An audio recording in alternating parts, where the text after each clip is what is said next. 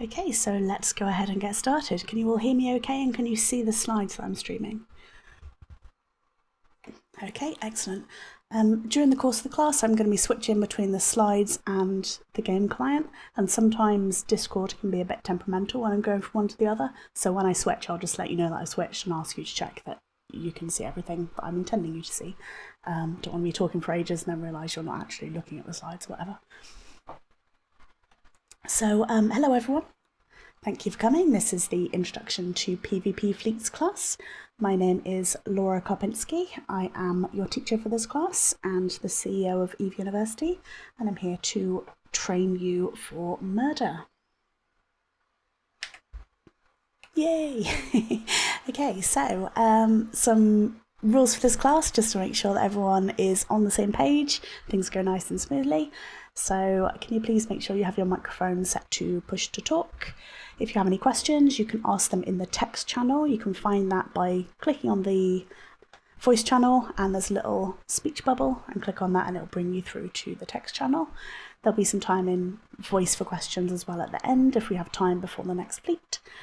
I'm going to try and record this class, no promises, we'll see how it goes. Ignore the last bullet point about staying safe during the class. We are going to dock up. We will hopefully stay safe, but yeah, don't worry about staying docked for the class. This class is going to have a practical element. The practical element is optional. You don't need to come if you don't want to, but if you do want to, I'd highly encourage it. We're going to be leaving from the structure called Horizon, which is in the course Wiki.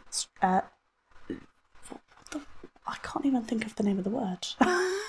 This is a great start, isn't it? It's in Korsiki. It's in Korsiki. System. Yes, thank you. It's in the Korsiki system. It's called Horizon, is the name of the structure. So if you want to take part in the practical element, make your way there, and I will give you a ship when we get to that point. So just be in Korsiki in the Horizon structure. Okay, so things we're going to cover over the course of this class. We're going to talk about what is fleet PvP. We're going to talk about the various roles that you could fly in a fleet. We're going to talk about fittings and where to find one. We're going to talk about fleet comms, how you find and join fleets, how you can be prepared to join your first fleet. We're going to talk about what happens during fleet formation, how to navigate, what to do in a fight, what to do after the fight, and then finally what happens when you leave the fleet. So let's get an idea of the kind of level that we're at in the moment. So can I ask you to put an X in chat for me if you have been in less than 5 PvP fleets? So if you've flown in less than 5 PvP fleets, including 0. Okay, excellent. We have loads of new players, which is brilliant. Let's train you up. Let's train you up for murder. Train you into little murder kittens. Okay, so let us start with the basics, I guess. What is fleet PvP? Well, there's loads of different types of PvP. These are just a few examples for you to give you an idea of the range of different types of fleet PvP you might encounter. First of all, we have a roam, and that's the most basic form, basically. So a roam is, let's all get some ships together, let's go to so-and-so destination and see what we can shoot along the way. That's literally the point of a roam. So nice and easy, you just go to a destination and try and shoot stuff. Then we have a yeet. A yeet is kind of like a particular type of roam, because at the start of a yeet fleet, the fleet will use something called a filament, and a filament is an item which can teleport the entire fleet to a location in Eve. And the locations are fairly random. You can decide preferences depending on what type of filament you use, but it will basically teleport the entire fleet to a random point. And then from that point, you'll do a roam. So let's say you take a filament and you land right in the middle of Pandemic Horde space, for example.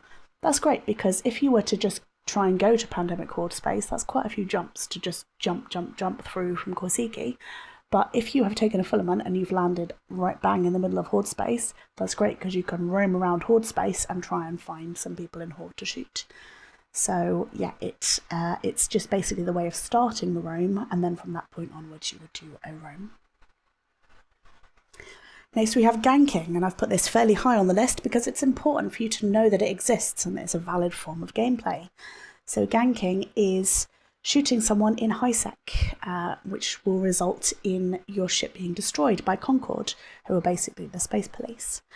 Why would you want to do that if you know you're going to lose your ship? Well, sometimes it's worth it, because sometimes you will either get a lot of ISK from the stuff that the ship drops, or sometimes more temptingly, you can get some nice juicy salt from the people who were unhappy because they thought that high sec was completely safe. Nothing was going to shoot them in high sec. So some people enjoy that type of gameplay to go around ganking people in high sec.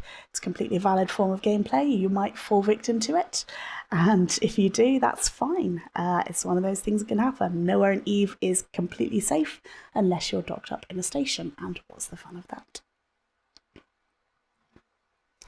Next we have gate camps, and a gate camp is quite a different type of fleet to a roam, although you might kind of mix them. You might roam somewhere and then camp a gate for a while and then roam somewhere else.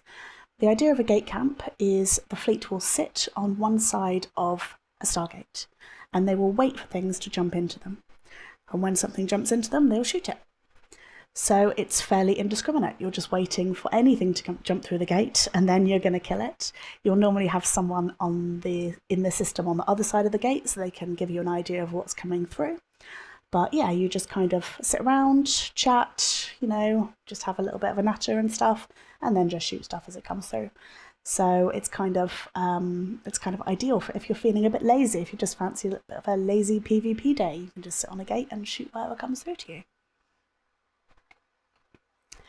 Next we have strategic operations or war fleets, and in Eve University these are probably the biggest fleets that you'll join while you're a member.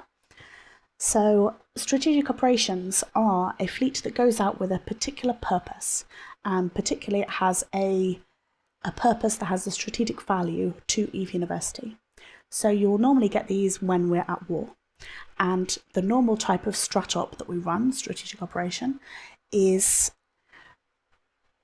to go out and kill a war target structure, because one of the win conditions of a war is that the defender, that's normally us, attacks and kills the attacker's war target HQ. So we have a policy where when someone declares war on us, we normally will go out and try and destroy their HQ in order to end the war. So we have quite a lot of these strategic operations going out to attack war target structures, and you can frequently get 70, 80, I've seen 100 plus people in these strat-op fleets, so they're really big fleets. They're also very new player friendly because we have so many people that we have to make sure that everything is broken down nice and easy so that 100 odd people can understand what's going on. So we take things nice and slowly. It's nice and easy, so even if you've never been on a fleet before, if you see that a strat-op is called, I would highly encourage you to attend, because you're doing something good for Eve Uni, and it's a nice, easy introduction to fleets. Next we have Blops fleets. Blops fleets are a different type of fleet again, where you would have one ship, which is called a Black Ops, which is why they're called Blops fleets.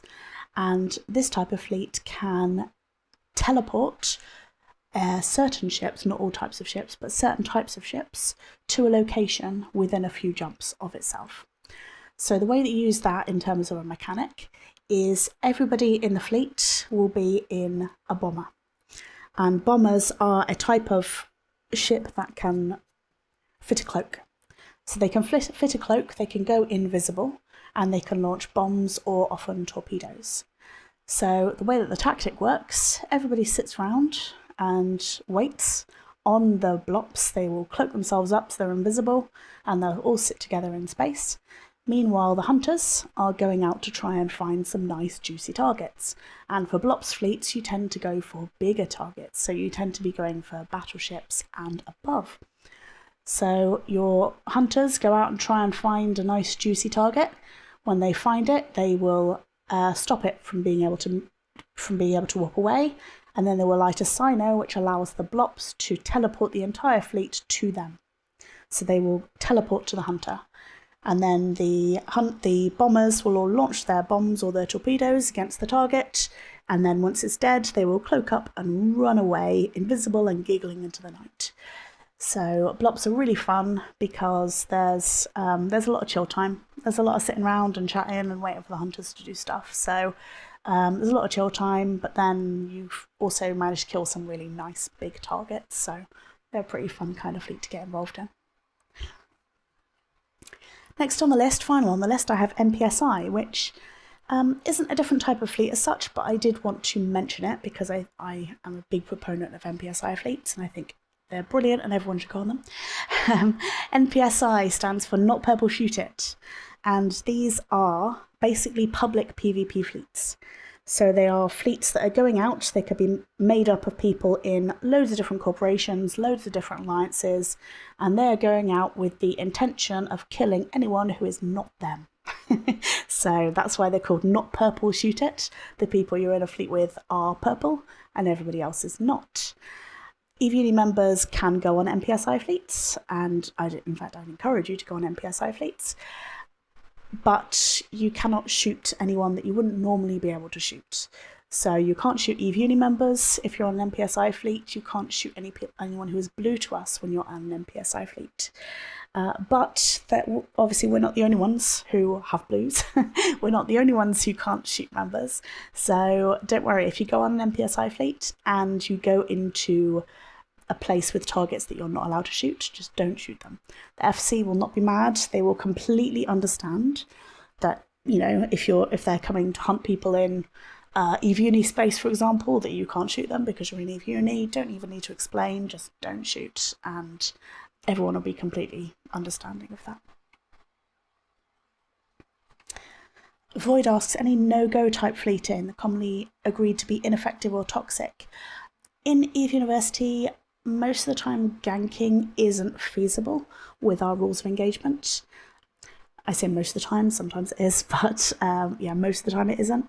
But aside from that, I mean, basically people wouldn't do the type of fleets if they weren't that fun. So yeah, any other type of fleet is fine, really. Lefasu asks, how many fleets did it take for you to get the hang of things?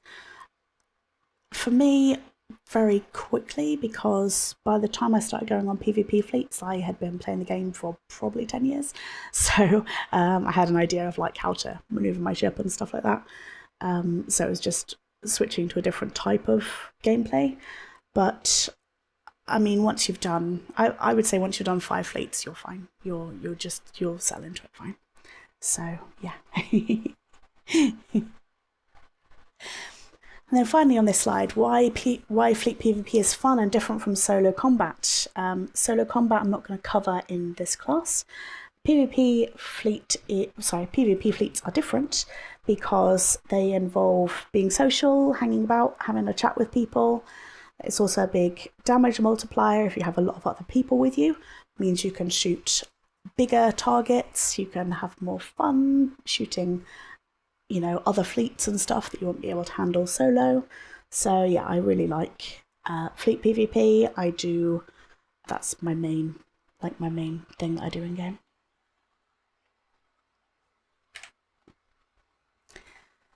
Okay, next we're going to talk about the different roles that you could use in a fleet.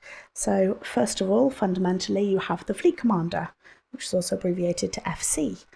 And the fleet commander is the person who's giving the instructions. They're the person who is setting the destination, deciding where to go to, giving the orders. So the fleet commander is the one person in the fleet that you absolutely must listen to. So listen to your FC. Next you would have a 2IC or a second in command.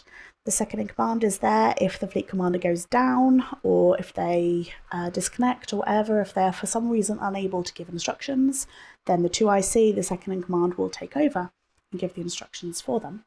Sometimes in very big fleets you'll also have a 3IC whose role is to take over if the 2IC goes down. By that point, if the FC is down, the 2IC is down, probably you're looking to extract. You're looking to get out of there, so normally the 3IC's job is just to get everybody off the field and hopefully safely home. Next we have our scouts or our hunters, and fleets do not happen if we do not have scouts or hunters. The role of the scout or the hunter is to go out and try and find content. So they will go out on their own or away from the fleet, and they will try and find stuff for the fleet to kill. Once they find something, they will tackle it to stop it from going away, and they will call the fleet in, and the fleet will come and murder it. So that is the point of a scout or a hunter. Scouts will sometimes also do secondary tasks as well. You might have a scout who goes +1, which means they are going to the destination but one jump in front of the fleet, so they can just keep an eye out for any danger or anything that might pose an issue for the fleet, any gate camps or stuff like that. Sometimes scouts will be the ones making bookmarks, doing safes and that kind of thing as well. So there's a few other things that scouts also do. If you're interested in becoming a scout or a hunter, I would say that Brennan has a scouting class, which is normally a scouting practical, which is normally every Wednesday. So if you're interested in scouting, please do go along to that, and he will teach you how to scout and give you some practice. Next on my list, we have logistics, and logistics are the healers of Eve. They are the ones who repair damage to their fleet members. So the role of the logistics ship is to keep an eye on who's taking damage, lock onto them, and use remote reppers. So there's a module that can either repair shield or armour of the other ship, and repair either their shield or their armour. Everybody loves a Logibro because the Logibro is the ones that save you in the fleet. So all you need to make sure that you do is that you let them know if you're taking damage by broadcasting for reps, and we're going to talk about that a little bit later. Next, you have the main body of the fleet, and most of the other people in the fleet will be in a DPS or damage dealing ship. So these are the people who fly the ships that are actually going to be doing the shooting, that they will sometimes have some kind of EWAR modules. I'll talk about EWAR next. They'll normally have some kind of EWAR modules, but their main role is to shoot. So they are basically like the tank in other games, basically. They're the ones who are doing the shooting. So when you start flying fleets, you'll normally start out with DPS or damage dealing ships. That's the role that I normally fly in fleets. I normally fly DPS. Sometimes fly other roles if they're short on them, but mostly I fly DPS. So yeah, DPS is the easiest one to get the hang of because it's literally target the thing, shoot the thing. We'll have a little bit of a practice about that later. Next we have EWAR, and EWAR stands for Electronic Warfare.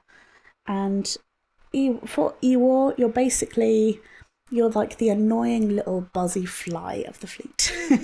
That's the way to think of it. So EWAR ships have modules there's loads of different EWAR modules. I'm not going to talk about all of them in detail, but basically all of them have something in common in that they make the enemy's ship less effective or less efficient.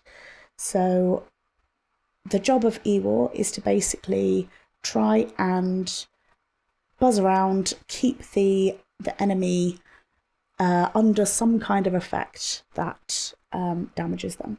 So that could be, for example, there are types of EWAR that will prevent the enemy from being able to lock targets. And if you can't lock a target, it means they can't shoot your fleet members. So that'd be really good if you could stop them from locking anyone. There's also types of EWAR that will, for example, reduce the range at which they can lock people. So there's various different types of EWAR, but the thing they all have in common is they're all meant to be annoying to the enemy. And EWAR requires fairly low skills in terms of in-game skills, but it does require some tactics that can take a while to learn. So for example, with EWAR, if you get targeted, if someone's shooting you, you're going to warp off, and then you're going to come back and you're going to target them again, and then you're going to warp off and you're going to come back. So it requires a lot of bouncing around and that kind of thing. So EWAR is super fun and super annoying, but it's easy to get into, but it takes a while to master. So yeah, just to bear in mind about EWAR.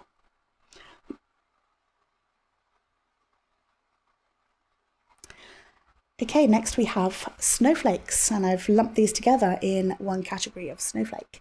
Snowflake is just basically any ship which is off the doctrine, something that is off the doctrine but is performing a specific role. And some of the examples that I wanted to give you are, first of all, we have a boosher. And the role of a boosher, so a boosting ship, can teleport everybody who is within a certain range of them 100k distance. And you can probably see how that could be, how that could open up some cool tactics for the fleet commander. So let's say, for example, your fleet is all together. You have an enemy who is 100k away from the fleet. He thinks he's safe because none of your guns can reach him. And then suddenly your boosher is able to teleport the fleet 100k right on top of him. You can grab it. So that's unexpected and super fun. And then also for boosting other people. So let's say, on the other hand, you're next to a gate. You've got a nice big shiny ship that you're trying to shoot, and he's trying to burn towards the gate to jump through. If he jumps through, you're not going to be able to jump after him because you've been shooting him, so you've got a timer. So if he jumps through the gate, he's going to get away. But let's say your boosher is then able to boosh your target and your fleet 100k away from the gate. Well, that's great because that's going to take him ages to slow boat the 100k to get through the gate. So it gives you a load more time to be able to kill them. So booshers can open up some really awesome tactics for your FC.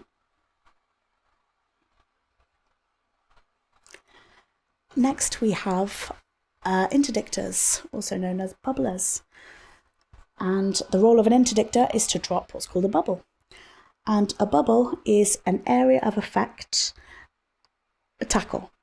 So basically it stops anyone who is within that bubble from being able to warp. So again, you can probably see how that can open up some really cool tactics.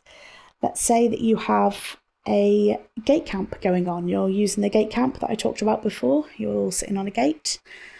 Let's say if you put a bubble on the gate, well, someone jumps through the gate, they might, if they're quick, be able to warp away before you're able to target them. But if you put a bubble up, they're going to jump through the gate, they're going to be in the bubble, and they're not going to be able to warp away. They're going to need to slowly burn out the bubble before they can warp. So that opens up, again, some really awesome tactics for your fleet. And then finally, not in terms of the only other snowflake role, but the only one I'm going to talk about, is boosts. So the point of a boosting ship is to provide an item, a module called a boost, which is basically an area of effect increase to your fleet's abilities. It depends on what kind of boost you're using, but you could, for example, have a boost that improves everybody's shields. So you can see how that could be really useful because you can make everybody's shields work better, which means you're going to be tankier. It's going to be harder for the other guys to shoot you, or to kill you, rather. So boosts, again, can be a really useful force multiplier for the fleet because they make everybody in the fleet a little bit better. Thanks to the guys that are asking the questions in the channel, by the way. That are asking and answering the questions in the channel. Much appreciated. Okay, so there's an important thing that I've put at the bottom of this slide. With a few small exceptions, all PvP fleets that you fly in EVE University are going to be suitable for new players. So bear in mind, EVE University is aimed at new players. We have a few fleets that are more experienced, like, for example, the Blops fleets that I mentioned earlier. For those type of fleets, you're going to need to be able to fly a bomber, because otherwise you can't take the Blops. But aside from the few fleets that will be clearly labelled as being more experienced, every other fleet in EVE University is suitable for new players. Even if you can't fly the mainline doctrine that the FC calls for, just come along anyway and we will find you something to fly.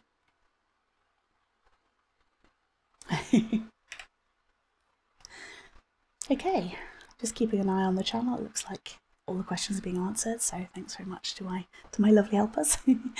Okay, so quiz time. Let's see if you've been listening. So first of all, can anyone tell me who is the hero that finds the target and stops them from getting away? Can anyone remind me who that is? Absolutely, Scout or a Hunter. Yeah, that's right. So who is the person that gives the commands in the fleet? Who's the main person you need to listen to? Yeah, FC. Yeah, that's right. Always listen to FC. what's the role that provides heals to their fellow fleet members that everybody loves? Logi. Everybody loves a Logi bro, that's right. So this is a little bit of a niche one that I talked about in passing. What type of ship puts up a bubble?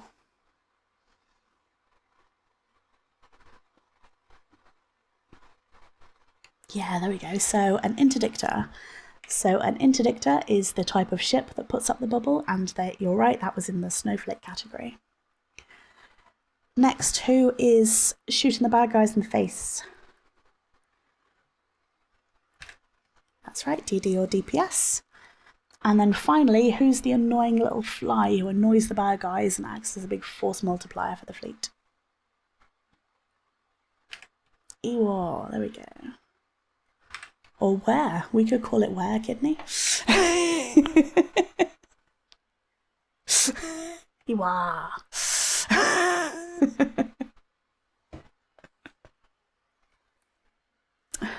Ewoks. Okay, let's move on to fittings and doctrines, because we're not going to get very far if we don't have a ship. So, what is a doctrine, first of all? Why does it matter?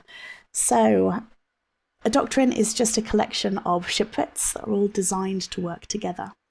So, the benefit of having a doctrine is the FC will know approximately how fast people can go. They'll know approximately what range people have. They will know approximately how much damage they can take before they start dying. They'll know approximately how much damage they can give, so what type of targets they can take. So that's why we use doctrine ships. Sometimes you'll see fleets going out calling for what's called kitchen sink, and that means no doctrine, just bring whatever you like. But generally, in EVE University, you'll fly doctrine ships.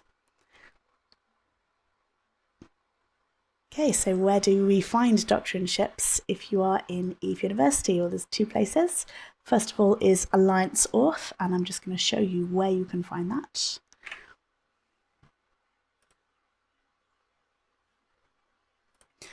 Okay, so I am in Alliance Auth here, which is where you apply to join EVE University, if you remember.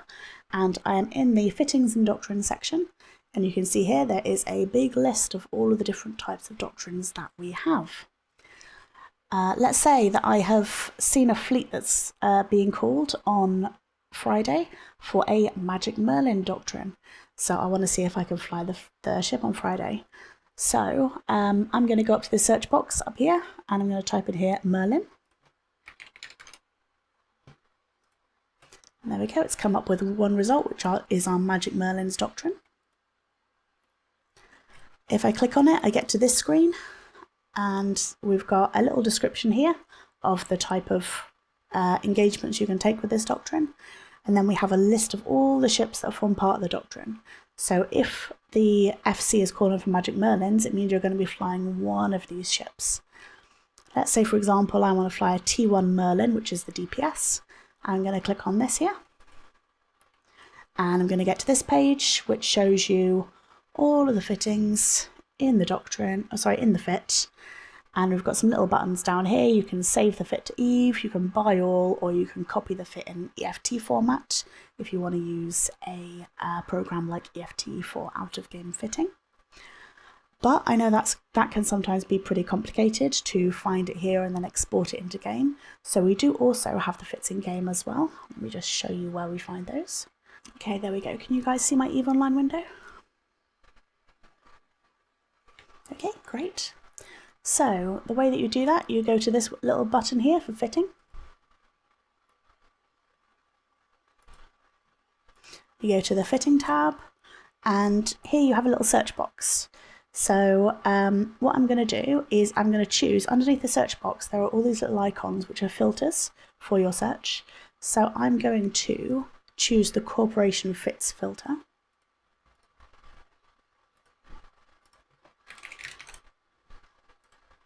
And then again, I typed in Merlin, and you can see there's two Corporation Fits from Merlin. There's a T1 Merlin and a T2 Merlin.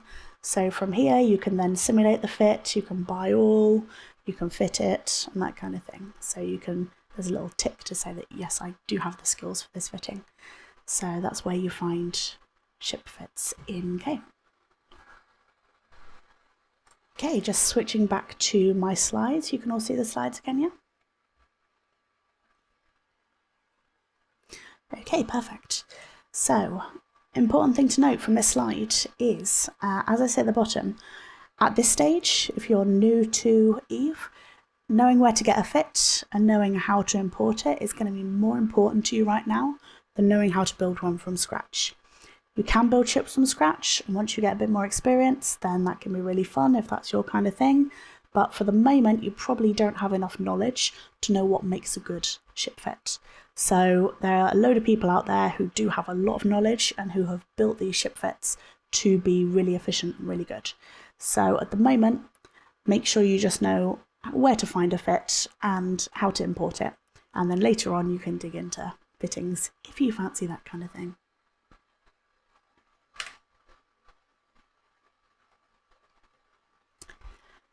Next, we're going to talk about fleet comms. So Eve University in its fleets uses Discord for the vast majority of fleets. The fact that you're listening to this class right now, if you're on Discord listening to it, means that you've managed to get Discord voice working. So there we go, you can join a fleet. For very large fleets, we use Mumble. Mumble is a different program that you're prompted to install when you first join. And the reason that we use Mumble for some fleets is two reasons. First of all, Mumble is better at handling large numbers of people.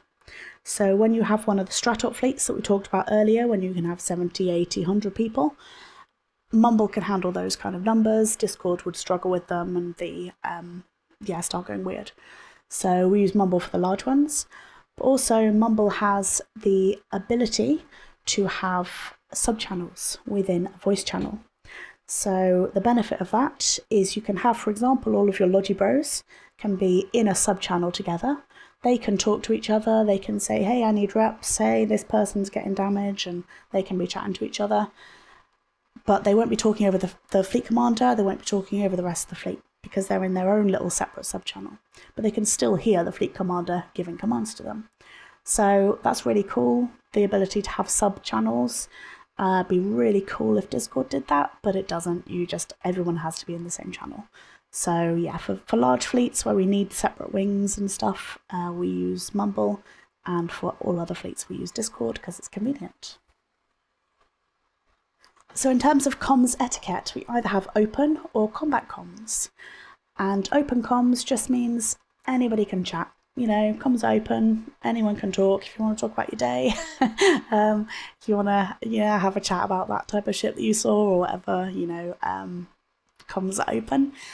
Then we have combat comms, and combat comms means the only people that should be speaking are the fleet commander and the scouts, and sometimes some of the other commanders like Logi, FC, and stuff like that. But the reason that we have combat comms is if there is some kind of combat situation or there is some kind of information that needs to be relayed that is important. So we want to say, okay, everyone needs to stop talking for a minute because there's some important information that's being passed along here. So that's called combat comms. And you'll know when the fleet enters combat comms because you will hear someone say either break, break or check, check.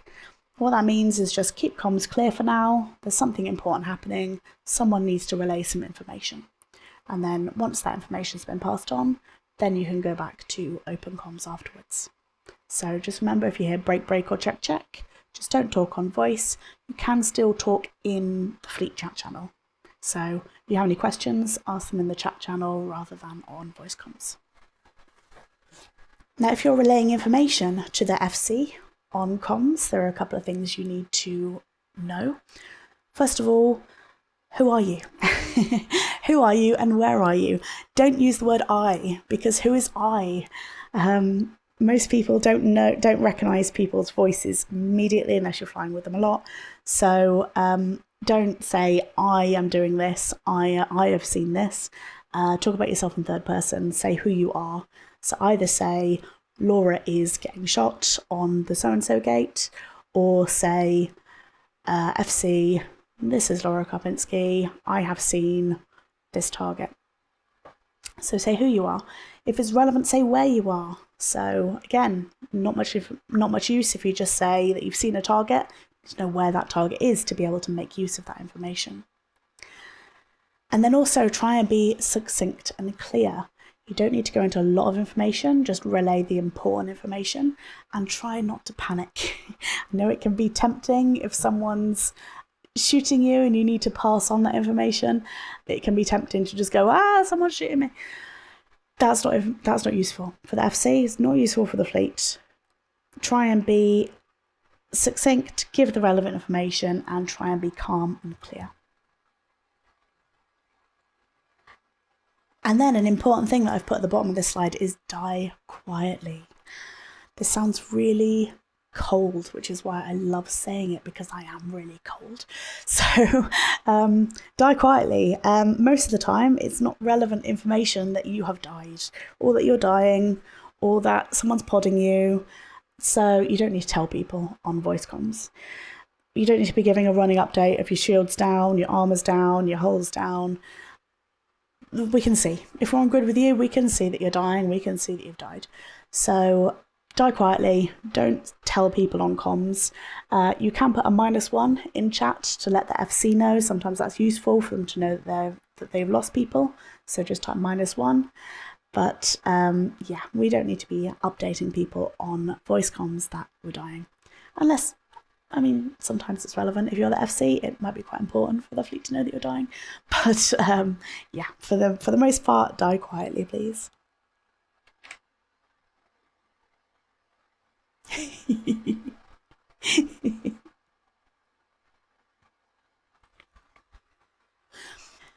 Okay, so where do we find a fleet? Where do we find a fleet and how do we join a fleet?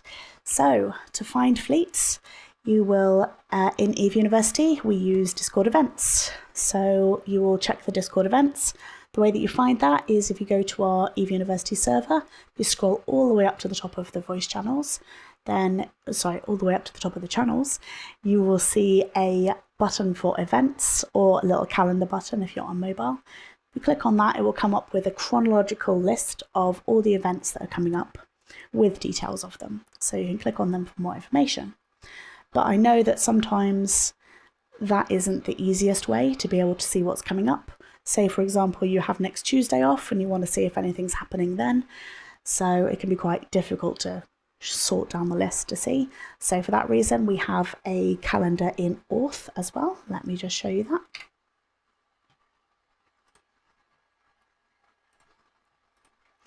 So I am in Alliance Auth. I've clicked on the EVE Uni calendar button, and you can see here there is calendar with all of the events coming up. So you can see what's coming up.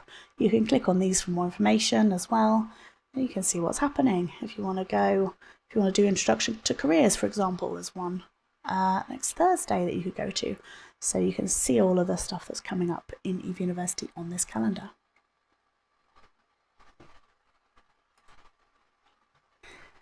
Also, we have pings in Discord. So there are channels in Discord called ping channels, and you can opt into what pings you want to see. So you can say, I want to know I want to opt into PvP. If you opt into the PvP channels, then you will see a channel called ping PvP. And then when someone's taking a fleet out, they will send out a ping in ping PvP, and you'll know that there's a fleet going on. So keep an eye on your Discord pings. And then for MPSI fleets that I talked about earlier, MPSI fleets, those are the public fleets that I talked about. So for that, I would recommend going to the MPSI Rocks calendar.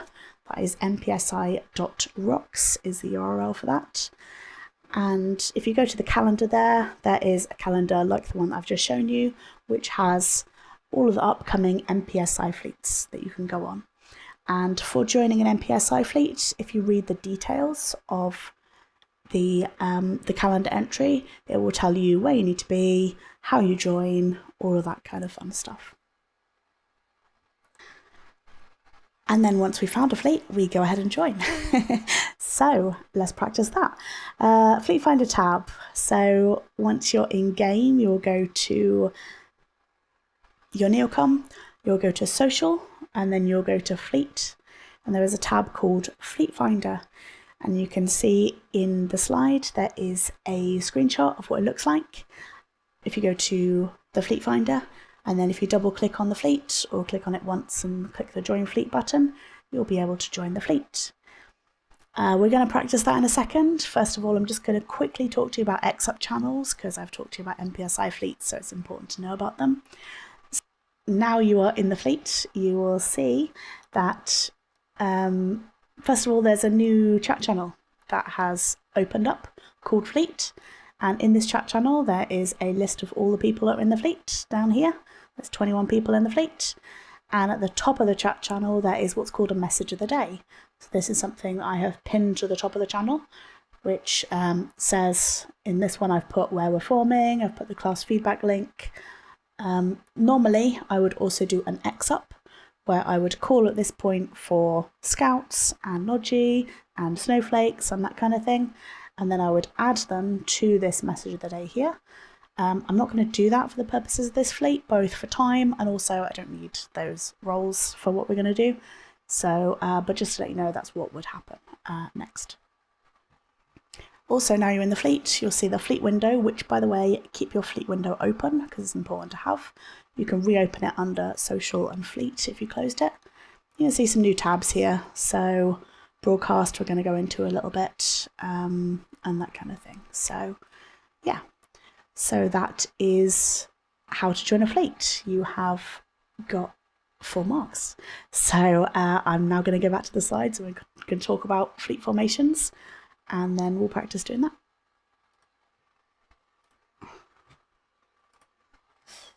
Okay, I am back on the slides. Can you just confirm? Okay, cool. Just to let you know, when I've got the slides open, I can't see the in-game window.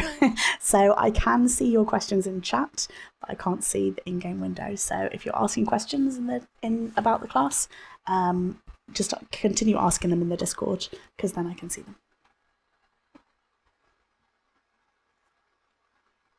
But feel free to shitpost in the fleet. Shitposting in fleet, questions in Discord.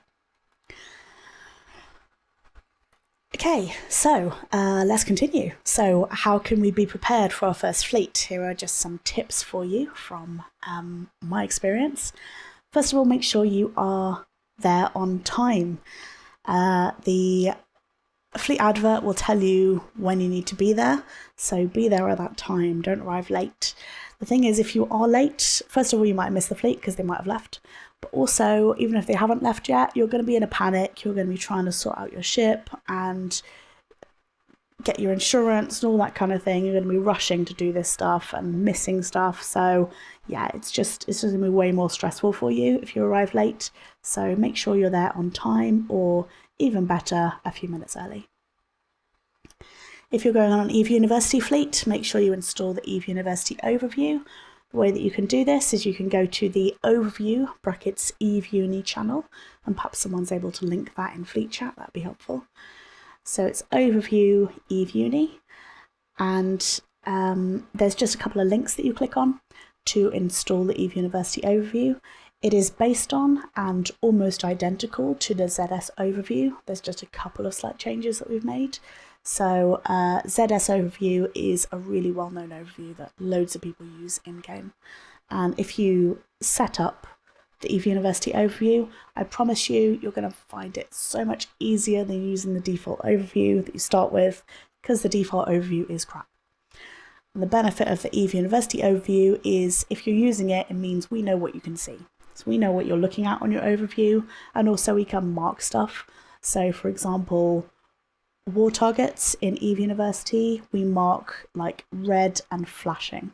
So it's really difficult to miss if a war target is in system with you because your local is flashing like crazy.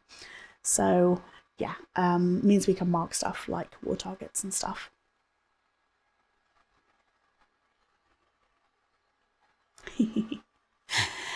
Okay, make sure you're in the right place, make sure you're in the right structure or the right station for the same reason as the first bullet point. What you don't want to do is find out partway through form up that you're in completely the wrong place. So, and then try and rush over to the right place while you're, trying to do everything else. So make sure you're in the right place. Next, try and test your voice comms beforehand. If you haven't used Mumble before and it's a fleet coming up on Mumble, at least hop into Mumble first. Make sure you can actually use it, make sure it works. If possible, see if someone else can hop in with you to make sure you can hear stuff. Just test your voice comms beforehand so that you're not trying to sort it out when the fleet is forming. Secondly, do you have a ship? So, I don't know why I said secondly, one like bullet point 5. Do you have a ship? Do you need a ship? Some fleets do handouts, but unless they state so, the implication is that you're going to need a ship for the fleet. So if you need a ship, do you have a ship? If you can, try and get it ready beforehand. Make sure you don't have any implants. You'll hear the phrase clean clone. Make sure you're in a clean clone. What that means is make sure you do not have any implants in your head. If you haven't come across implants before, they are an in-game item that you can insert into your head in-game, and they affect your attributes. So there are various types of attributes you can affect. A common one is to use implants for speeding up your skill training. They're called learning implants. And that makes your skills train a little bit faster. But you don't want to be going out doing PvP in a learning clone, because if you are to lose your ship and then lose your pod, then all of your implants will be destroyed and you can't get them back. So you don't want to be going out doing PvP in an expensive clone or a learning clone. So make sure you switch to a clean clone, that is a clone that doesn't have any implants in it. Just a quick tip, because a lot of our fleets leave from Jita 44, which is the nearest trade hub. If you are in Jita 44, the main trade hub, that station does not have a clone bay. But if you undock from Jita 44 and then go to the next station, so it's the station that's literally on the same grid, it's the closest station that's not Jita 44, that one has a clone bay. So if you need to switch your clone and you're leaving from Jita, just move over to the next station from Jita 44 and you can switch to a clean clone there.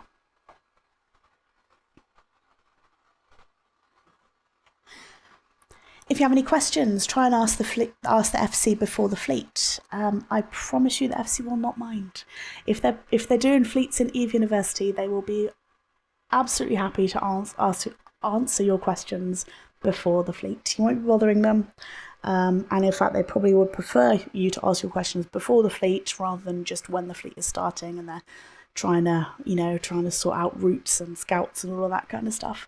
So if you have any questions, if you have any worries or concerns, feel free to drop the FC a message before the fleet and ask them any questions beforehand.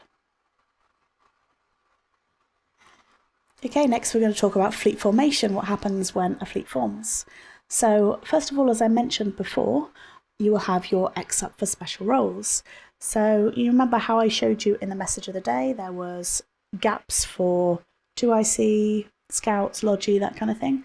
Normally at the start of the fleet, I would say, okay, does anyone want to be my 2IC? Can you put an X in channel? And then people will put an X in the channel. I would then say, okay, does anyone want to scout today? Put an X in the channel, and then I'd add them as the scouts. And basically, I would go through and assign all of my special roles, first of all. And I know that for a new player, doing the X up, which is normally the first thing that happens in a fleet, can be really intimidating. Because they join a fleet, the FC's asking for all these specialist roles, they're sometimes linking ship fits, which tend to be higher skill point for the special roles. So you're seeing the FC asking for all these things that you don't know what they are. You're seeing them link all these ships that you can't fly, and you're probably thinking at this point, yeah, I'm in way over my head here, can't fly any of these ships, I'm just going to leave the fleet. Don't do that. I know it's super intimidating, but basically the reason that we do the X up at the beginning is if we don't have those special roles, normally we won't be able to take out the fleet. So the FC will call for those special roles first, and then everybody else that's in the fleet will be flying a damage dealing ship. So don't panic if you can't fly any of the special roles. That's completely expected, and the vast majority of the fleet is just going to be in a damage dealing ship. So just wait, just be patient, let the X up for special roles happen, and then get into a damage dealing ship at the end. If you can't fly the mainline doctrine, the damage dealing ship, let the FC know and they will find something else that you can fly. Yeah, so as Blackstone says, we allocate ships from higher skill points to lowest. So at the moment you're going to be towards the end, so don't panic at the beginning. Okay, when you know what you're going to be flying, you are going to get into your ship. So you will get into your ship, you will check the fittings window.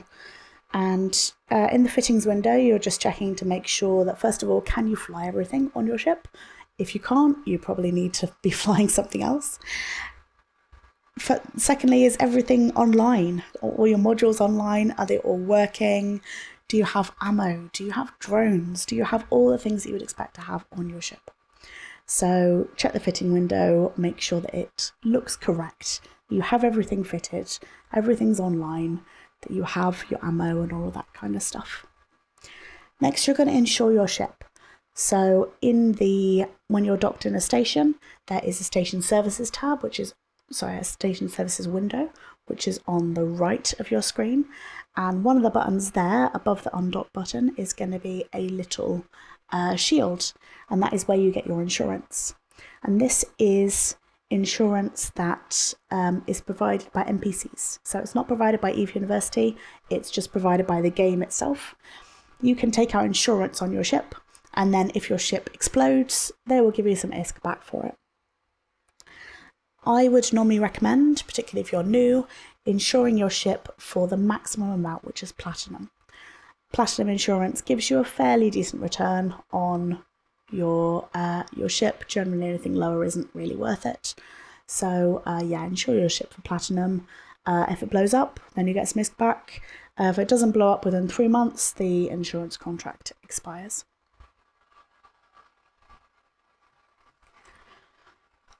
I will talk a little bit at the end about SRP, or towards the end about SRP.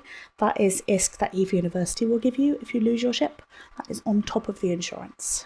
But you don't need to sort that out beforehand. It's stuff that's done after the fleet, so I'm going to talk about it towards the end.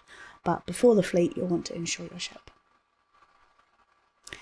Yeah, that's a good point, Practice. This insurance is for your hull. So it just covers the cost of the hull that you're flying, doesn't cover the cost of your modules. So when you're insuring your ship, you're just literally insuring the ship, not anything else. You can't insure anything else through the insurance window. Next, you're going to want to rename your ship, and the reason we rename our ship is there is a tool in game called DScan, your directional scanner, and through DScan you can scan the system that you're in. You can see what's in the system, and if there are ships in the system, you see the name of the ship. And if your ship is called I am a scout, then it's pretty obvious that you're a scout. So you're giving away free intel to anyone who descans in the system. So the idea of renaming your ship is just that we're not giving away free intel. So some FCs will have a naming convention. That means they want everyone to name their ship a similar way. And that, again, can be useful if you're descanning, because it means if you descan a system that the fleet is in, you can see everybody is called one thing, and then there's one dude that's called something else. That's probably the guy that you're hunting. So yeah, some people have a naming convention, some people don't have a naming convention. They just say name your ship whatever you want.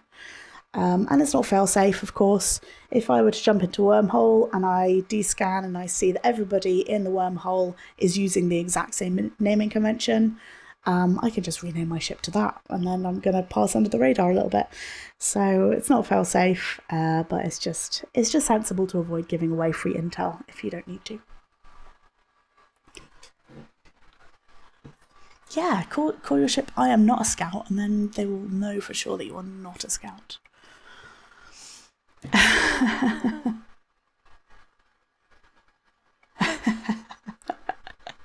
All of these ship names, I love them. Okay, to rename your ship, you will just right click on your ship and go to set name. Super easy, right click, set name. Okay, next, watch lists. So watch lists, you should consider that as kind of like a bookmark for people. It's like a list of bookmarks for people, because you can add people to your watch list that are in the fleet with you, and then that will pop up a new window in your fleet tab. I'll show you soon if you're doing the practical, it will pop up a new window with their name on it. And you can add multiple people onto your watch list. And then from your watch list, you can do things like target them if you're Logi, you can warp to that person, you can orbit them and all that kind of stuff. So you can interact with them through your watch list. So it's a really easy way to be able to refer to people in the fleet that you want to keep an eye on. For example, the FC. Normally your FC is going to be the top of your watch list.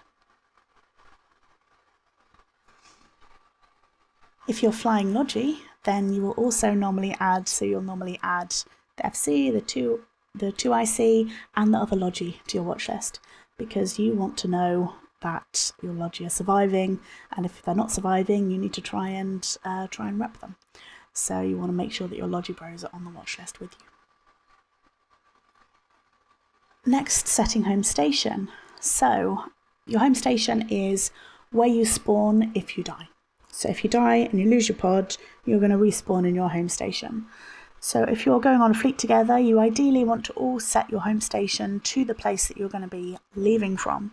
So if the fleet goes 2 jumps and then gets completely wiped by someone, then you can all just get in another ship and go out again. So your home station is where you want to respawn. It's normally going to be where the fleet is leaving from. Sometimes if just you die, you can respawn in your home station, and you can get another ship and go and rejoin the fleet. So set your home station, where do you want to respawn? And then finally, in terms of this slide, we have bookmark folders. So a bookmark folder, a bookmark, first of all in Eve, is coordinates to a location. So they're coordinates to a location in space. You can share them with other people, and a common way that people do that is by adding them to a bookmark folder. You can then share bookmark folders with the entire fleet, and then everyone can go to that location. So sometimes fleets will give you a set of bookmark folders. You'll tell because it's a blue link. So if you click on the blue link, it will connect you to the bookmark folder. Okay, let's put some of this into practice now that we are all in a fleet together. So I'm just going to switch back to my game window. Let's do some of the stuff that we've just been talking about. So first of all, you're going to need a ship. So we're now at the point, you see in the message of the day, it says trade Laura Karpinski for a ship when we get to that bit. Well, this is that bit. So if you right click my name in the message of the day or in the side of the chat channel and go to trade, you will need to be in the Korsiki Horizon structure. If you go to right click my name and trade, and I will give you a ship.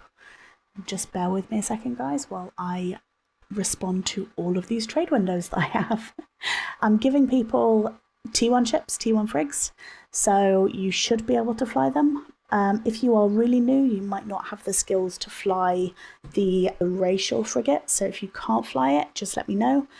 Give that ship back to me, and I will give you one that you can fly instead. But they're minimum skill point ships. They're really low skill point ones.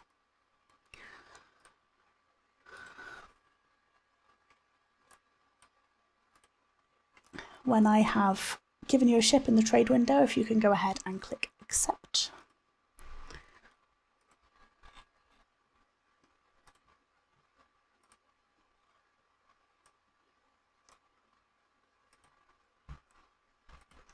God, so many spirits, I love it. Okay, that is all the trade windows done.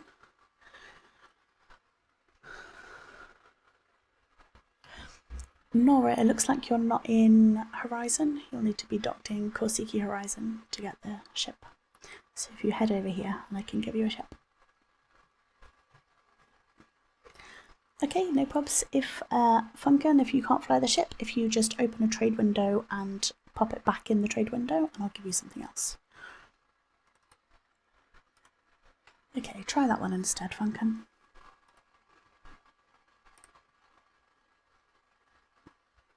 Yep, no problem, Nuri. If you trade it back to me, I can give you a Caldari one. Okay, is anybody struggling to open the trade window still, or is anybody still on the way to Horizon?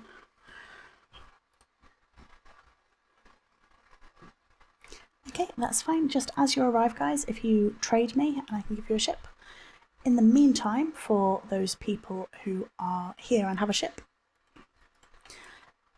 we are going to go through the things I talked about. So first of all, get in your ship. Get in the ship that I've just given you. Have a look at the fitting window. Make sure that you have everything fitted, that your modules are working, that you can fly everything, all of that kind of thing.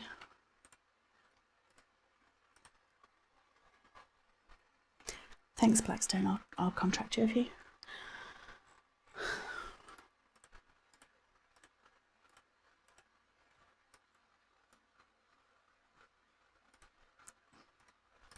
I think there are some problems with one of the fits. I can't remember which one. One of the fits only has one turret when it should have 3. But don't worry about it for the purpose of this class. You're only going to need 1. But yeah, if it looks a bit weird because you're expecting more guns, it probably should have more guns. But I messed up a little bit on these fits. Yeah, the Condor. That's the one. The ammo should be in your cargo bay, so if you open the cargo bay of the ship, the ammo will be in there. If you drag it over to the guns to load them.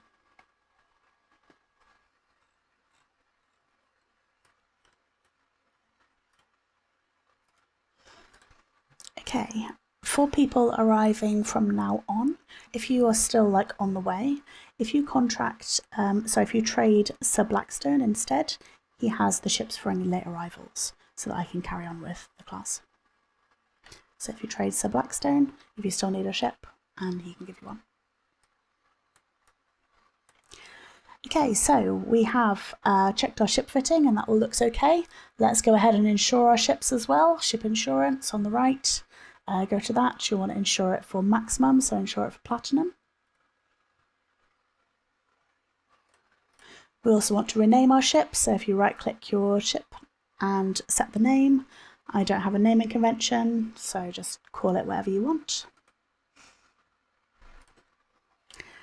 Next we're going to do watch lists. So what you want to do is in your fleet window, so you're looking at the fleet channel here, the flight chat channel, find my name, Laura Karpinski, right click it and go to fleet and then add to watch list. Fleet and then add to watch list. And what that'll do, it'll pop up a new little window for you with the watch list.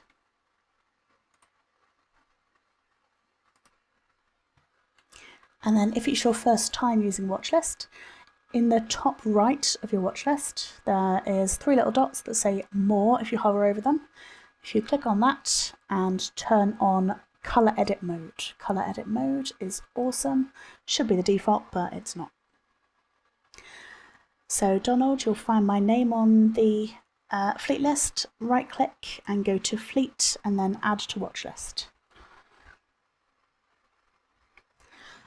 So once you've turned on color edit mode, to the right of each person's name there is a little color selection, and if you get into the habit of using the same colors for different roles, it doesn't matter what colors you use, whatever makes sense to you, but then you'll know who they are on your watch list just at a glance.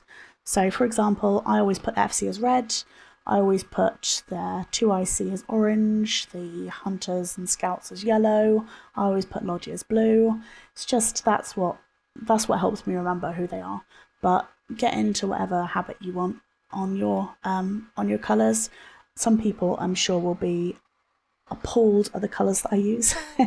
But yeah, just remember for yourself what colours you use, and then it'll make it easier later on for you knowing who is who. Another tip is you can add everyone to your watch list really easily by, if you click on my name so we're looking here at the fleet chat channel, the list of names to the right of it. You click my name and then press Ctrl and A, and that will highlight everyone on that list.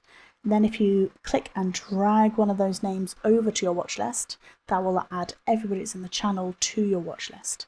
So that's just a super quick and easy way. When you've got a small fleet like this with 23 people, you can easily add everyone to your watch list. So Control A and then drag all the names over to your watch list.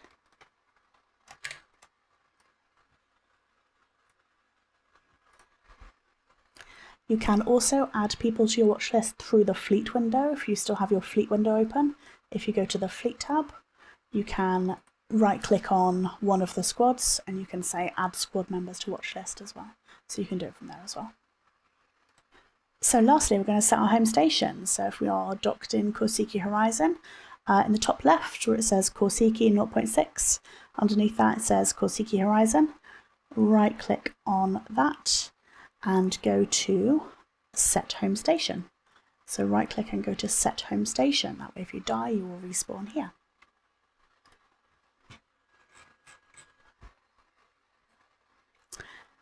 VNSEC, you will need to be in Korsiki Horizon. That's where the ships are. So you'll need to be in Korsiki Horizon. And you want to be trading Sir Blackstone. Yeah, Samara, sometimes it doesn't catch everyone, so sometimes you need to copy Control A and drag over a couple of times, particularly if people have joined after you drag them.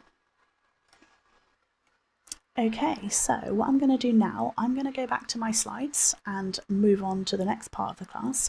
I'm going to leave, again, I'm not going to be able to see the fleet channel, so if you ask any questions in Discord, and hopefully other people can get anyone set up who is still travelling, still needing ships and that kind of thing.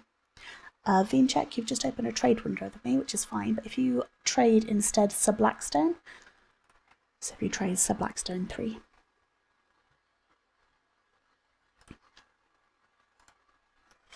switching back to my slides, and let's move on with navigation. Yeah, Ransom, if you have a clean clone in this station, just jump over to that and then you'll be in a clean clone. Yeah, we're not gonna pod you for the purposes of this class, so don't worry too much about clean clones for this one. It's just a good habit to get into. So, navigation. If we're in a fleet, we're all going to be wanting to go in the same direction so that we can find and kill stuff. So here are some commands that you're going to need to know for navigation. So first of all, you're going to need to be able to align to something.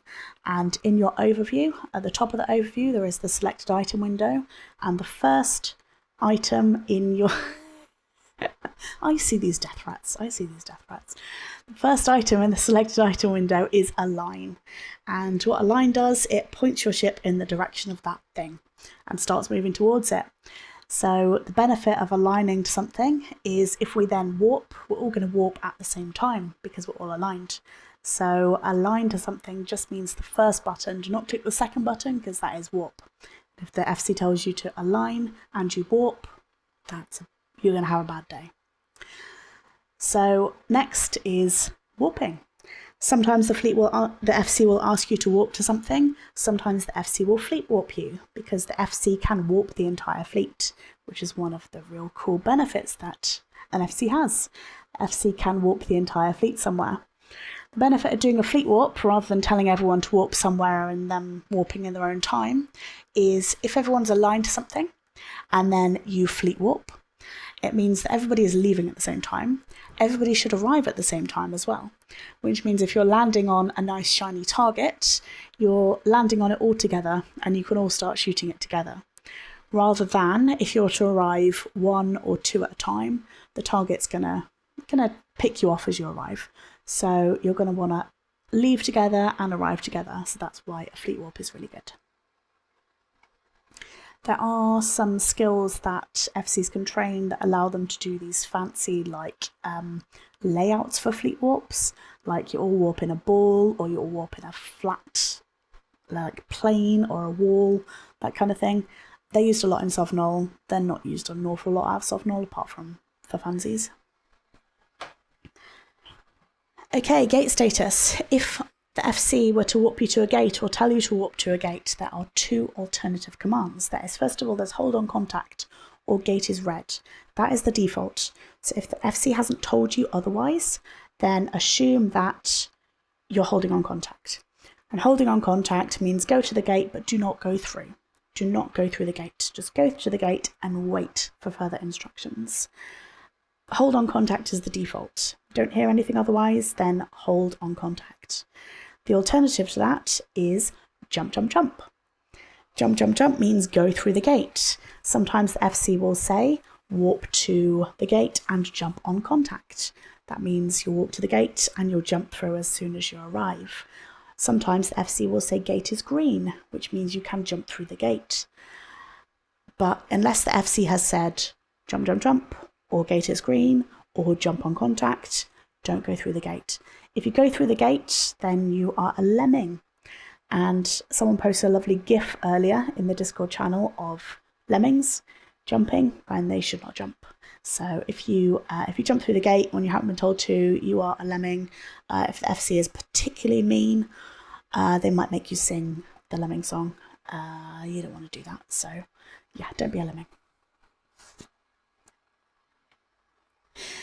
Next command I want to talk to you about is anchoring. So anchoring means you are right-clicking on the anchor, who is normally the FC, and you are keeping at range 1000. So you'll right-click them and you will say keep at range 1000. And what that will do is your ship will start to move towards them. Once it gets to 1000 away, it will stop. So, and then if they then move off, your ship will follow them at a distance of 1000 behind. So the benefit for that is FC, if the FC has everyone keeping at range to them, anchoring on them, the FC can then fly around the grid. They can manually pilot around the grid, and they know that everybody's going to be following them. So that can open up some really cool tactics to be able to get closer to stuff, further away from stuff, without needing to give detailed commands, because the fleet is just anchored on you.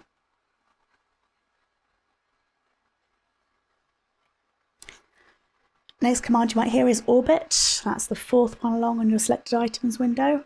Generally, if you're flying DPS, the easiest thing to do is to orbit. You will set your default orbit distance at a range that is slightly below the range of your guns. The reason I say slightly below is just that's how physics works. If you're orbiting something, your ship is constantly trying to maintain that distance to the thing, which means that as you're turning, then you're going to be a little bit outside of that distance, especially if you're going fast. The faster you're going, the wider you're going to orbit. So yeah, you want to set your orbit distance as slightly below the range of your guns. Next command I want to talk to you about is make best speed. Make best speed means that I'm going to give you a location. I'm going to say set that as your destination and make best speed. That means I want you to go to that destination as quickly as possible. So you're not going to do fleet warps, you're just going to jump and warp until you get to that destination. And there's a couple of occasions that might be useful. So let's say, for example, we're travelling around HiSec and we're not at war. Probably don't all need to move together because it's pretty safe. So we might say make best speed to a destination. Or let's say if the scout has found something really nice and shiny, they've got it tackled, but it's 5 jumps away. The FC might say, okay, make best speed to that system because they want people to get there as quickly as they can so they can shoot the target and maybe save the scout. So make best speed means get there as quickly as you can. Next, control in space is a really useful command to be able to know because control in space stops your ship. Control in space stops your ship in space. Does not stop your ship if you are actively warping. So if you're warping from one place to another, it won't stop your ship, dead during the warp. What it will do in that case is it will stop the next command. So that can be useful if, for example, you were told to warp to a gate and you accidentally click jump to a gate. Not that I would have ever done that. If you accidentally click jump and you meant to click warp, when you get to the gate, if you press control in space, your ship's going to stop and it's not going to jump. So control in space to stop your ship is a useful tip to know. Finally, scatter, scatter, scatter. Yeah, just spam control in space, exactly. Scatter, scatter, scatter. This means basically we need to get the fuck off of this grid. Scatter, scatter, scatter. The normal situation where you would scatter is you are met by an overwhelming force. You're met by either, let's say, Snuffed has dropped some caps on you and you can't possibly fight them. Or let's say you're in a fleet fight and your fleet is just taking way too much damage, you're all dying, you just need to get out. So in that case, the FC will call to scatter, scatter, scatter. And the way that you do that, you will switch to your warp out tab if you're using the EVE University overview. It's called warp out, and that has a list of planets and moons in the system. And you will select something in your warp out tab and you will just warp away to it. So as quickly as possible, you will warp out to anything on your warp out tab. Once you land there, you will choose something else on your warp out tab and you'll warp to that. And you'll keep on warping between things on your warp out tab. That's what's called bouncing. So you will bounce around the things on your warp out tab, because if the entire fleet is bouncing between different celestials, it's going to be really difficult for the fleet to catch any of you, the enemy fleet. So you're going to keep on bouncing between the tabs until the FC tells you to do something else, which might be, for example, fleet, I'm in a safe, can you warp to me? And then you would warp to your FC. So scatter, scatter, scatter means we're going to get off grid, we're going to keep bouncing until I tell you otherwise. Okay, we are going to practice some navigation, but first I'm going to talk to you about what we do when we actually find a fight, and then we'll do both the practice navigation and the practice of a fight in the practical. So in a fight, first of all, you're going to get your positioning right, because if you're out of range, if your guns can't shoot the bad guy, then you're not going to be able to shoot them. So you're going to want to get close enough to be able to shoot them. So get your positioning right. Normally you're going to approach the person until you get within range, and then you're going to orbit. This is if you're DPS, by the way. So you're going to get your positioning right. You can use your prop mod, that is your afterburner or your micro warp drive, to get close. Then once you get close, turn it off. The reason you turn off your prop mod, particularly your micro warp drive, is first of all, it's really cap hungry. It's going to burn out your capacitor really quickly. Secondly, if you're using your MWD and orbiting, you're going to get out of your orbit range because you're going so fast.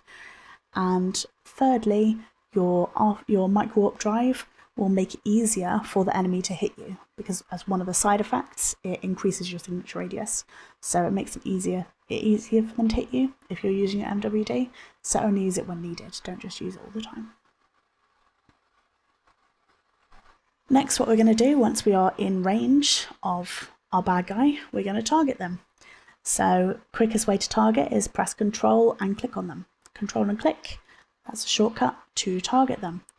Normally the FC will broadcast a target, so you'll have your fleet broadcast window open. They will say this is your target, broadcast it, and then it will show up in your broadcast window, and you can also target them from there. You'll also hear the FC use the terms primary and secondary, sometimes tertiary as well. So primary is the person that you should be shooting. Only shoot the primary. This is super important. Don't shoot the secondary. Only shoot the primary. So if the FC says person X is primary, you're going to want to target them and shoot them. If the FC then says person Y is secondary, that means you can start locking up Y, so start targeting Y. Do not shoot Y yet. They're going to be the person that we're going to shoot next. So what we don't want to do is have some people shooting the primary, some people shooting the secondary, because then we're splitting damage. Both of them are taking less damage than if the entire fleet was shooting them, so they're going to die more slowly. So one thing to remember, always shoot the primary. Only shoot the primary. Next, you're going to engage any EWAL modules that you have. So, for example, a lot of ships will have a tackle that stops them from being able to warp away. Some of them will have a web, which makes them move more slowly. So engage any EWAL modules that you have. And then next, immediately after that, you will shooty. You will engage your guns. Most of the time, you'll want to have your guns stacked so that all your guns are on top of each other. That means you only need to click one button and that will shoot all of your guns at once. And I'll show you how to do that shortly. Next, overheating. Overheating is something that you can do if you have the thermodynamic skill trained. So you need a skill trained first. It's not necessarily super entry level, so don't worry about it. But once you've been on a few fleets, once you've trained thermodynamics, overheating is a really useful thing to be able to do. Because the way that overheating works is it makes your modules, the chosen module that you're overheating, work slightly better. So it gives you a little bit of an extra edge, a few percentage better on top of how they already work. But in return, it causes heat damage. So your module will slowly start getting damaged the more you use the heat on it. And you can repair damage once you've stopped overheating your module. You can repair your damage using an item called nanite repair paste. So you can repair heat damage, but if you completely burn out your module to 100% damage, the module's going to go offline and you're not going to be able to use it. So just keep an eye on your heat damage if you're overheating. Don't burn out your modules, because then you're not going to be able to use them until you can dock and repair. Broadcast for reps. So Logi knows if you need help. So if you have a lot of people in a fleet, even a fleet like this, like 20 people, it's really difficult for the Logi to see who's getting shot at. So you need to be able to tell them that you're getting shot at and that they need to repair you. So I'll show you where to broadcast reps in a second when we do the practical element, but try and get into the habit of broadcasting for reps at the point that the enemy fleet is targeting you. So don't wait until they're shooting you. When they start targeting you, that means there's a yellow box around their name. That means they're trying to target you. At that point, broadcast for reps, because then that means there's time for Logi to be able to lock you up and start healing you before you start getting the damage. So broadcast for reps. I know from very much from my own experience that the first few PvP fleets that you go on, you're going to panic when something's shooting you, you're going to forget that broadcasting for reps is even a thing, and you're probably just going to die or you're going to warp off. Don't worry about it, it's fine. You'll get into the hang of broadcasting for reps. You can set a shortcut as well to broadcast for reps if you want to set one. Just, you'll get into the habit of it. The first few times you'll probably forget it even exists, but once you get into it, remember to broadcast for reps so that Logi knows that you need help. And then bouncing off grid. If you need to leave the grid, if you're getting shot and Logi isn't repping you or is not repping you enough, you can always leave the grid and bounce off and come back. So if you need to bounce off, then you can do that. Diablos has put a really good point. Spreading points is an important command as well, which isn't actually on my slide. Maybe I should add that. So spreading points, what the FC means by that is that they want you to target one of the enemies and tackle them. So put your point on the enemy. Basically, the idea of spreading points is we want to tackle as many different enemies as possible. So we want to get a load of them tackled, and then we can shoot them. That's normally if the enemy's running off, for example. Try and get as many of them tackled so that we can still kill them. There's various different ways that you can choose who to target. Sometimes you'll just target the one that's closest to you. Sometimes you'll target one that has a letter starting with the same letter as your character name. That's quite a common thing. So I would try and target someone whose name began with an L, because then hopefully across the fleet we've got a fairly wide spread across the alphabet. Spreading points, just tackle something, tackle anything, and then let us know when you've tackled something. Yeah, exactly. Tackle means stopping them from warping away. Okay, I'm going to switch back to my game now, and then we're going to put some of this stuff that we've just learned into practice.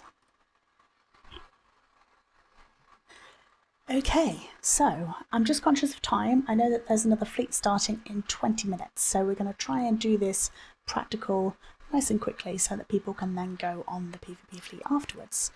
So, fleet, can you please, once you're in your ships, can you go ahead and undock? Once you've clicked the undock button, and once you've moved to the outside animation, if you can then press Control and Space to stop your ship, and I'll tell you why. So once you've undocked, press Control and Space, that'll stop your ship. If you don't press Control and Space, your ship is going to keep going. And what I'm going to show you is if you zoom way out of the station, you will see that around this station there is a dotted line in space. It's like a dotted series of lights, if you can see it. And that is the tether range of this structure. So above your capacitor, you'll see there's a little icon that says tethered. It looks like a marble falling into a wormhole. that means that you're tethered. And if you zoom in, you'll also see there's a line between your ship and the structure, which is the tether. If you're tethered, first of all, you are invulnerable, so people cannot shoot you while you're tethered. Secondly, the structure will slowly start to heal you. So if you have damaged your shields, the structure will slowly start to repair that damage. So if you're undocking from a player-owned structure, it's good practice to control in space to stop your ship, because it means that you stay within the tether range. If you were to keep going, you would go outside these dotted lights. It's this set here for people that are watching on the stream, and this one. If you get outside of that range, the structure cannot heal you anymore, and you cannot tether. So stay within tether range. Okay, now we're going to try some basic fleet commands. I can see that everybody is undocked apart from Idris and Moby. So if you guys can go ahead and undock, that'd be appreciated. Fleet, I would like you to please align yourselves to the Osmon gate. Align yourselves to the Osmon gate. And I've also broadcast that instruction. So if you have your fleet window open, mind if you closed it, then go to your Neocom, go to social and then fleet, and then go to the broadcast tab, and you should see that the last broadcast is Laura Karpinski, aligned Stargate Osmon. And what you can do from that tab is if you right click that, you can align from the broadcast window. So just have your broadcast window open and you can align from that. Is everybody aligned? Looks like everybody is moving in the right direction. So that's good. Looks like we've aligned okay. So what I'm going to do now, I'm going to go ahead and fleet warp us to the Osmon gate. So now you'll see the entire fleet moves together and we all landed on the Osmon gate together. So if we're landing on a target here, this is great because it means that we can start shooting the target. We've all arrived at the same time. Okay, and I walked us to a gate and I didn't give an instruction on what to do when we got to the gate, but all of you stayed on the gate. So all of you knew that gate is red. So we do not go through the gate because I haven't given an instruction to go through the gate, so well done. What I'm now going to tell you is fleet, jump, jump, jump into Osmon. Jump, jump, jump into Osmon. We have no lemmings today. Okay, we have jumped into Osmon, and now you will see in the top left corner of your window there is a blue timer which is counting down, which has about 40 seconds on it. This is your jump cloak timer. And basically, for the duration of this timer, it means that your ship is cloaked, so it's invisible, and it's invulnerable. So as long as you don't do anything, you have 60 seconds in order to just be invisible. Be invisible and work out what you're going to do. So if you jump through a gate and you find there's a gate camp on the other side, don't panic, just wait. You've got 60 seconds of planning before they can start shooting you. So make the best use of your gate cloak. Okay, so we have jumped into Osmon. Fleet, I would like you to please align yourselves to Inaya. Align yourselves to Inaya. I've broadcast that as an align to Inaya. And fleet, take this warp to Inaya. When you land on Inaya, please jump on contact. So jump on contact in Inaya. While you're in warp, if you click on the jump button while you're in warp to that gate, you will jump through it as soon as you arrive. Just handy hint there. So press jump and you'll jump as soon as you arrive. So fleet. Gate is green, jump, jump, jump into Inaya. Okay, this is a trig system. Great. Okay, now fleet, I'd like you to set this as your destination. I've put a destination in chat, Korsiki Horizon. If you right click on it and set destination, that will set that as your destination. Okay, so you should have Korsiki Horizon set as your destination. It should be 2 jumps. Okay, now fleet, I'd like you to please make best speed to the destination, make best speed to Korsiki Horizon. So what that means is get to Korsiki Horizon as fast as you can.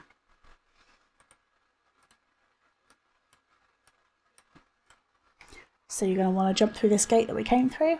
You're going to want to warp to Korsiki, jump through, and then warp to Horizon. So does everybody know what they're doing? Is anybody lost at all or confused?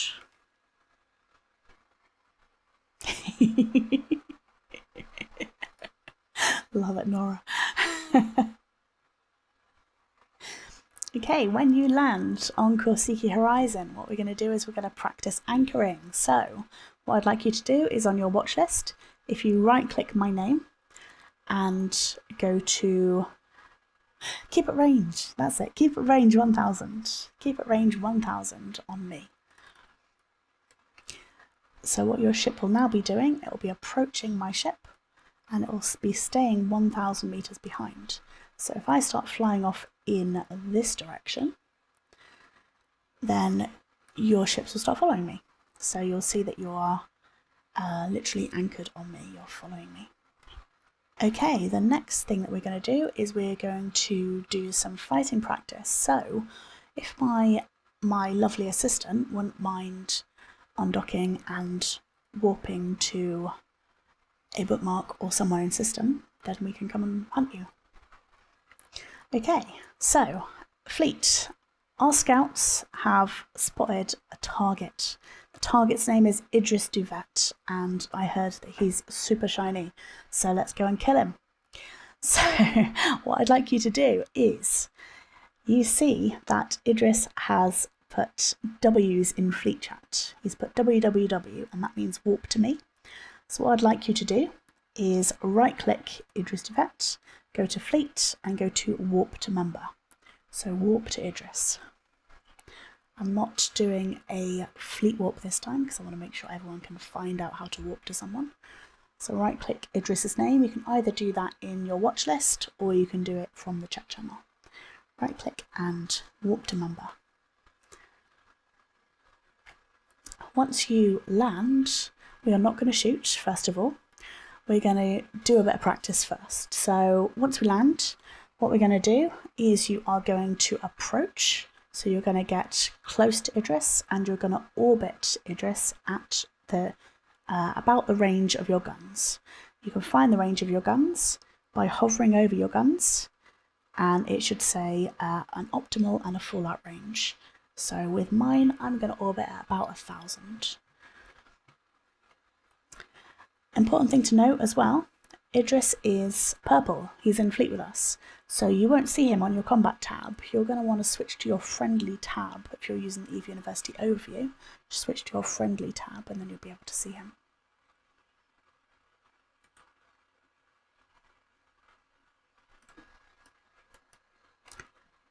So you should be on grid with Idris, you should be orbiting. What I'd also like you to start doing now is target. So press Control and click Idris's name to target. So target, primary is Idris Duvet. Okay, once we've targeted him, let's start doing some let's start doing some E-War. So put your E-War modules on. You will have probably a point or a scram. You might have a web as well. Start applying those modules.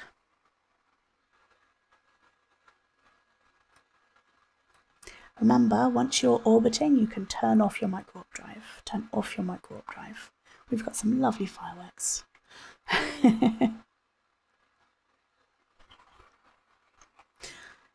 Okay, now fleet. Our Drake has smart bombs, turns out. We're getting smart bombed. So, fleet, scatter, scatter, scatter. See if you remember what to do. Scatter, scatter, scatter.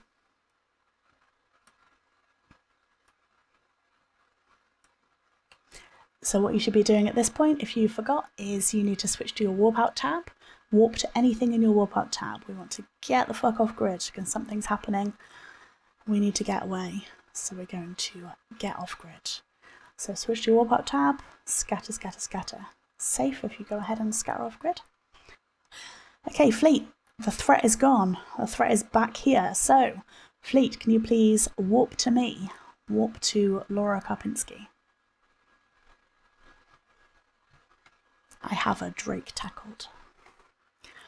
So once you arrive on grid, the Drake is the primary. So once you have warped to me, I would like you to start orbiting the Drake, start orbiting Idris. Oh, I didn't broadcast him, did I? Let me do that.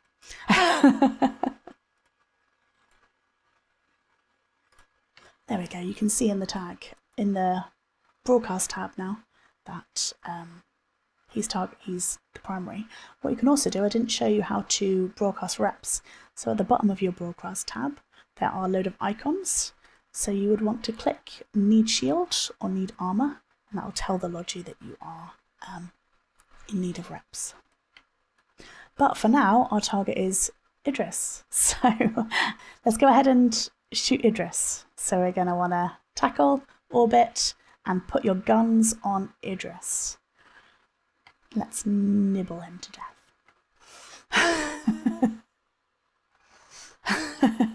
Okay, yeah. So Idris is primary, Laura is secondary. So can you target both of them? Shoot Idris first, and when Idris is down, I want you to shoot Laura.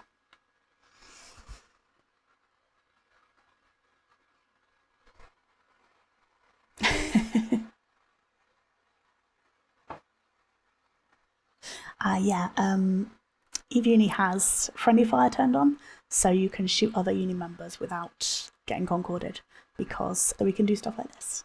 Okay, Drake is down. Well done, guys. So I was going to say Atron is secondary, but Atron is primary, but Atron's now down as well. So well done, guys. We ended with some explosions. So what I'd like you to do now is dock back up in Horizon.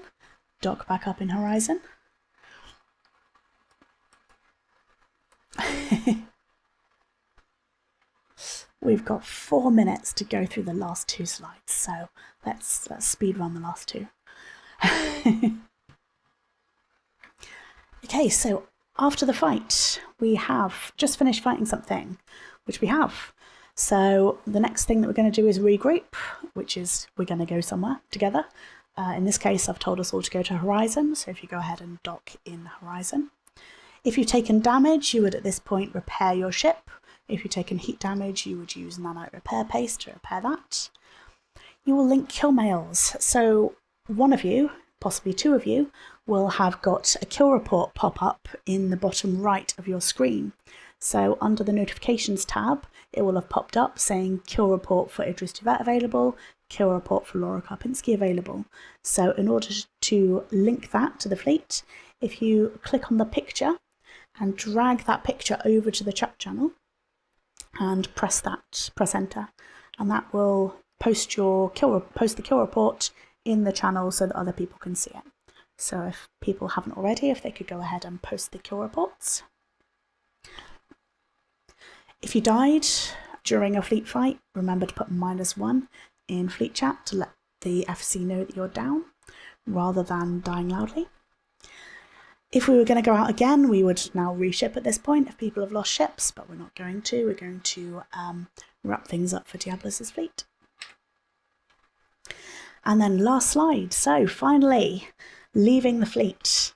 So it's important to know you can leave the fleet at any time. Sometimes real life happens. Sometimes the doorbell rings. Sometimes your dog eats something they shouldn't. Something happens and you need to be able to leave the fleet. Well, you can leave the fleet at any time. Sometimes you just literally need to go, so you'll just log off, and when you log back on, you'll be in that system and you'll need to find your way out. Sometimes people will take filaments with them so that they can try and teleport themselves somewhere more safely. Sometimes they'll try and find a station to dock in, but you can leave the fleet at any time. Remember to claim SRP for any losses. SRP is the ship replacement program, and this is basically Eve University will pay you for losing your ships, provided you're an Eve University PvP fleet and provided you're flying a certain type of ship, including a doctrine ship. The FC will set up the SRP link. They will give you the SRP link. If they don't, then you'll go to Alliance Auth and you will go to the ship replacement tab, and there's just a really short form for you to fill out. You'll just need to link the lost mail, and you'll need to give a short description. When I say short description, just for example, we were doing a class and I got primaried and I lost my Atron. Please give me some ISK. Yeah, you will claim SRP for any losses. The SRP, the ISK, will be transferred directly to your wallet. Yeah, there is these ships that I've given you. These are flight deck ships, so they're free. You can get them free. In this station, Korsiki Horizon, you'll check contracts and they'll be there. We don't give SRP for them because they're free in the first place. Sometimes the FC will ask you to give feedback. I am going to ask you to give feedback. So in the fleet message of the day, if you reload it, you reload it by going to the 3 dots in the top right and going to reload channels MOTD. There is a link for the class feedback form. If you can provide any feedback on the class, I'd be very grateful. Anything that we could do better, anything that was a bit slow or a bit fast, just give me some feedback on that form. Check your kill mails and your battle reports, see how much ISK you've destroyed. And then finally, make sure you always thank your FC. Without FCs, fleets don't happen. FCs are the ones that are creating the content and going out and getting fun stuff for us to do. So remember at the end of the fleet to thank your FC. That's everything from me. I've wrapped up just in time for Diablos' fleet. So yeah, as I've said, please leave feedback in the class feedback form linked. If I've whet your appetite and you're now thinking, yeah, I really want to go on a fleet, well, you are lucky because there's a fleet going out right now with Diablos, who was in this class. So if you want to hop over to his channel, he can take you on a fleet and you can go and put what you've learned into practice.